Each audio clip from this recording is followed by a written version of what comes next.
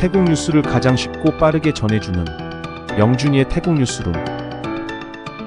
구독과 좋아요는 사랑입니다.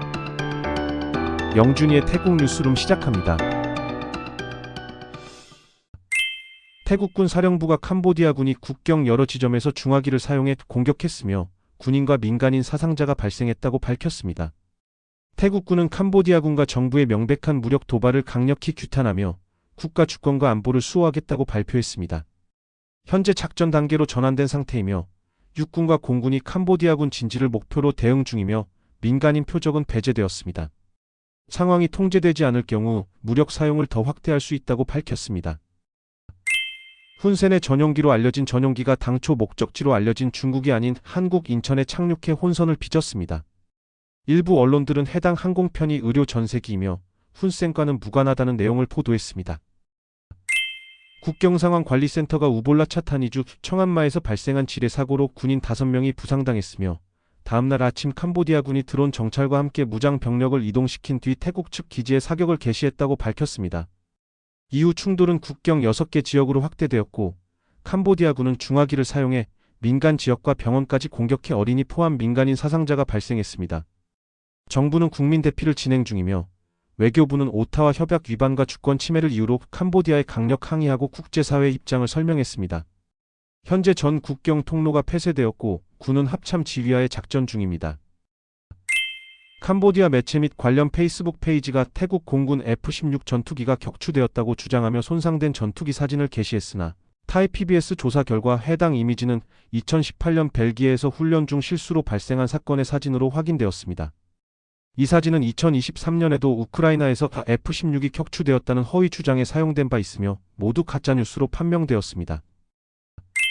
2025년 7월 24일 솜싹 탭수팀 보건부 장관은 국경 위기 대응을 위해 긴급회의를 소집하고 병원 5곳의 환자와 의료진을 긴급 퇴피시켰으며 일부 지역에는 비상 2단계가 발령되었습니다. 보건부는 심리지원팀을 투입하고 의약품 비축과 부상자 이송 준비도 진행 중입니다. 프라섭 부총리 겸 디지털경제사회부 장관이 태국 캄보디아 국경 위기 상황과 관련해 국경 지역 각 주의관계 기관의 대피소 운영 협조를 지시하고 국영통신사의 군통신 지원 및 임시 대피소 무료 인터넷 설치를 지시했습니다. 또한 가짜뉴스 확산을 경고하며 국민에게는 공식 정보 채널만을 통해 사실을 확인해 줄 것을 요청했습니다. 정부가 국가안보회의 특별회의를 소집해 캄보디아의 도발로 발생한 무력 충돌과 관련된 현황을 보고받고 대응 방안을 논의했습니다. 태국은 국방부법 제39조에 따라 군 지휘 체계를 가동 중이며 국경 전면 봉쇄에 돌입했습니다. 이민국은 국경을 통한 도박 여행에 대한 단속도 강화하고 있습니다. 외교부는 오타와 협약 위반과 주권 침해에 대해 국제사회 입장을 설명하고 68개국 93명의 외교사 절단의 브리핑을 실시했으며 캄보디아 측을 국제법과 인도주의 차원에서 대응하겠다고 밝혔습니다. 태국 외교부는 캄보디아가 공격을 먼저 시작한 사실을 명확히 하고 주권 수호를 위해 군과 일체가 되어 대응 중이라고 강조했습니다. 태국 적십자사의 긴급 헌혈 요청에 따라 나콜라차시마 주민들이 태국, 캄보디아 국경 충돌 부상자 지원을 위해 대거 헌혈에 나섰습니다. 오전부터 주민들과 인근 지역 시민들이 몰려 헌혈 대기 줄이 대형 쇼핑몰 내 헌혈실 밖까지 이어졌으며 의료진은 건강검진과 대기 시스템을 운영하며 최대한 신속히 지원에 나섰습니다. 캄보디아와의 충돌이 발생한 수린주의 깝청 파놈 동락 등 지역 주민 약 4,000명이 무사히 안전지대로 대피했습니다. 유아부터 고령자 환자까지 다양한 이들이 생필품과 음식을 챙겨 수린 시내에 마련된 임시대피소로 이동했으며 차량 행렬이 수킬로미터 이어졌습니다.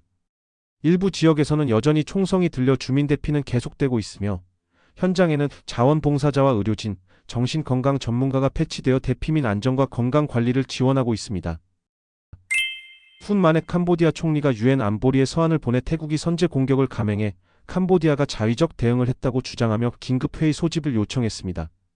공격 지점으로는 프라삿 따무언톰 등 지역을 지목했으며 태국의 행위가 국제법과 유엔 헌장을 위반한 침공이라고 비판했습니다. 수차의 상무차관이 태풍 위파로 인한 북부 지역 수해에 대응해 각도 상무국의 상황을 밀착 감시하고 중앙에 보고하도록 지시했습니다. 내무상무국은 생필품과 필수 소비재를 충분하고 공정한 가격으로 공급할 수 있도록 준비하고 있으며 과도한 사재기를 자제해 피해 지역에 우선 배분될 수 있도록 당부했습니다. 오는 8월 4일에 타이항공이 파산 회복 이후 태국 증시에 재상장되며 투자자 신뢰 회복과 재무 안정성을 바탕으로 향후 5년간 1,700억 바트를 투자할 계획입니다. 재무부는 36% 지분을 유지하되 경영에 개입하지 않으며 회생계획 경험이 있는 인사를 포함한 11인의 이사회가 구성되었습니다. 치앙라이 터엉에 위치한 한 양돈 농장이 심각한 홍수 피해를 입어 돼지 1,100여 마리가 물에 떠다니자 축산사무소가 긴급 구조에 나섰습니다.